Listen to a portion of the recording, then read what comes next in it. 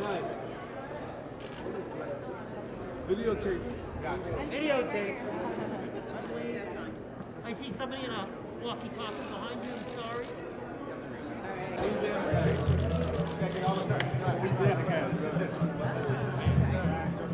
Here we go, all three of you right here. Right here, one more time. God bless you, brother. Good. God bless. I'll grab one of those. Hey, y'all. Couple right here on the edge. Congratulations. With University of Cincinnati.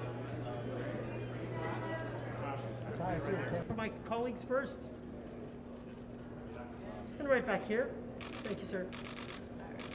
MVP award and then win the Super Bowl. Since then, the last 9 players who've won the MVP and appeared in the Super Bowl are 0-9. Are you aware of that? I am aware of that. It's funny that you call it a curse because you know where the curse started?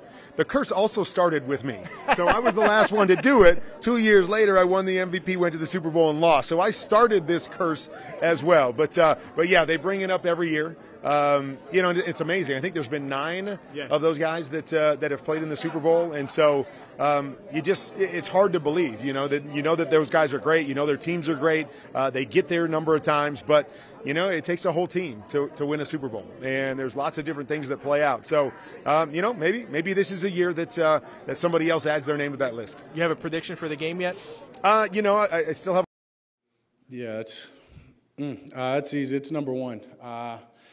And really, as I said, you know, when your mom gets diagnosed with stage 4 cancer and she's given months to live and she's giving you that news and she tells you, hey, all greats have a story, allow me to be your great, allow me to be your story, that's what this award means to me. As I was telling them, they asked me what would my mom say today, and I said she'd be crying. She was so proud. She was a crier when happy moments came that I know she's smiling down. I was always and have always been obsessed with the game of football and as a little kid, and so as she introduced me being her baby boy, she used to say I'm the Heisman. And she would say, hey, this is my Heisman winner. And obviously I didn't win that, but I think being able to trade that for the Walter Payton Man of the Year award, my mom would be so proud and wish she would have said that instead of Heisman. So that's what this award means, and I'm so blessed and thankful. From where I come from, this doesn't happen often at all. So to be, you know, having this award, it's amazing. The amount of blessings that I've been getting my whole career, it's just been amazing, and I'm gonna keep, you know, getting better and better each year. Feels amazing. Just an entire life's work of grinding and ups and downs, and you're finally here. So it's time to look back and enjoy it a little bit.